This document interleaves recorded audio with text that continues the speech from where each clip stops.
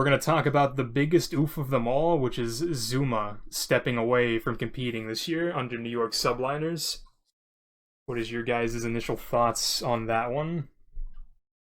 I understand the reasoning. I'm not happy about it, but I understand. I don't think any of us are happy about it, but it's a depressing time because I mean the Stallion, he was a fucking goat.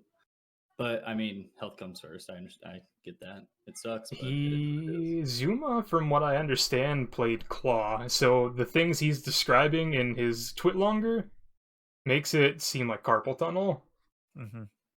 Yeah. And carpal tunnel's no bueno.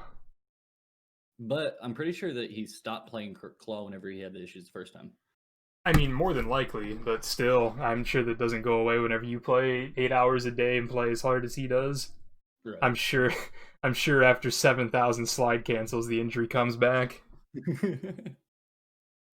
But I guess the one positive takeaway from Zoomaa stepping back, if there is a positive takeaway, is now we have a full-time content Zoomaa, which it's good for the esports scene because, like, Zoomaa on Hex's podcast, I'm pretty sure said, like, the only game he plays is Call of Duty.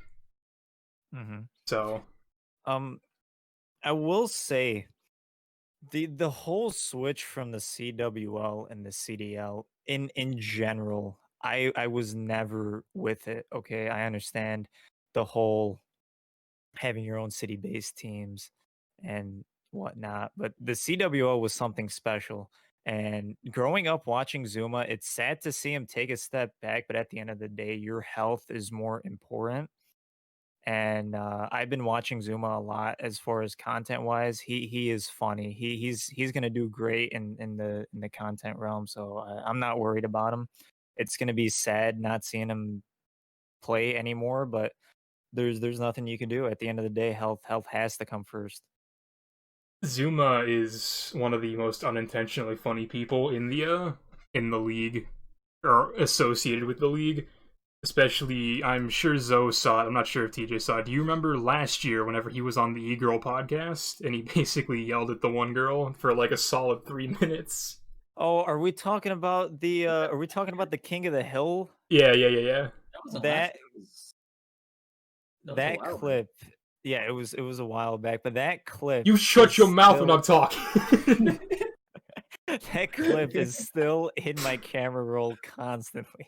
I watch it daily. It's the first time we've seen someone 1v6 on the main stage.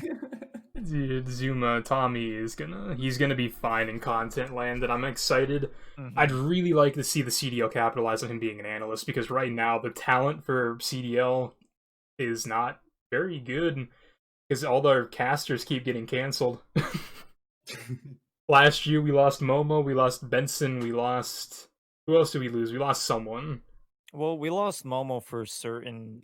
We lost Benson and Momo for the same reason. Yeah, I'm aware of the reasons. I'm not going to go out there because I'm not big on talking down on people. I don't think he deserved to lose his job over it, but the way of the road. Like, I don't know. Like, what he did was wrong. I'm not denying that. Let's just get this off. Let's clear the air. I'm not defending Momo. I'm not a big fan of getting people fired from what they do. Right.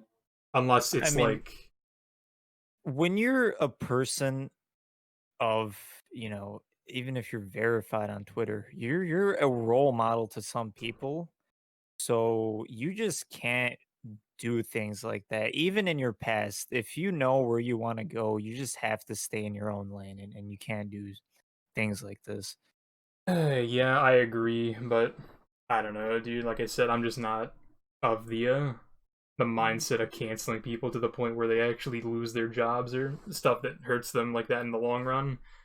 But it happened, it's over with. I would love to see Zoomaa on the desk, or like at least in like the commercials they play between matches, so they don't have to get Nameless again, because Nameless did not fucking care about anything he said during like those search and destroy tips and tricks mini things he put in between matches. Hey, you want to stop them from pushing mid? Throw smoke mid.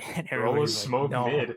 Watch pro player Wuskin snipe the cross at this angle on Piccadilly. I would like to see the Zoomaa and Nameless combo as an analysis. I think that would be interesting. It probably would be. I'm just trying to think of what he would do. Now, Zoomaa and Study would be a good combo on the desk. Yeah. But let's continue the story of Oofs, because Zumaa's gone, which automatically makes New York a worse team. So if we look at week 1 power rankings, week 1 for the podcast, New York was my 5th team on this list. Now, with Zoomaa having to step back, and then Hydra having visa issues, so he's not going to be able to play immediately if in all this season, because I'm not sure how long it's going to take him to get a visa that'll let him play from, America. Right now, New York's roster is Asim, Clayster, Mac, and DiamondCon. Now, personally, you guys can say whatever you want whenever we ask the question in a second.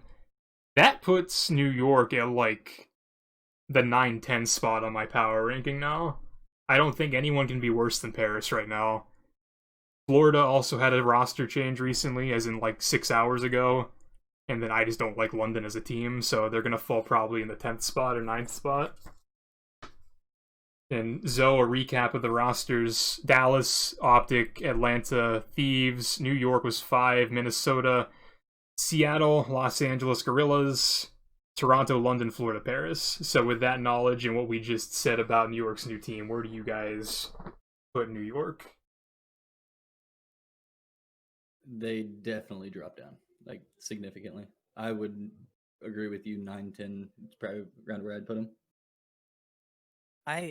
I wouldn't put them bottom 3. I still think they're 7th, 8th in the ranking. Mac is a fantastic player. I think Asim can hold his own. I don't think he's had that spotlight put on him yet.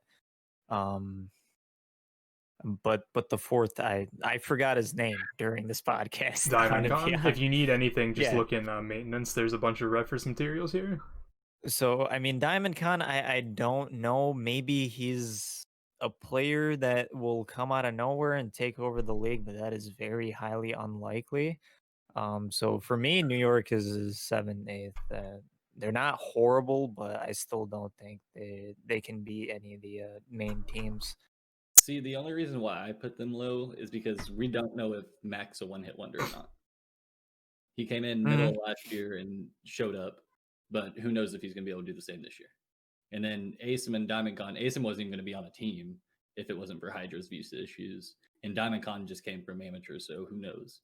Clayster's the only for sure person that you know is going to be good on that team.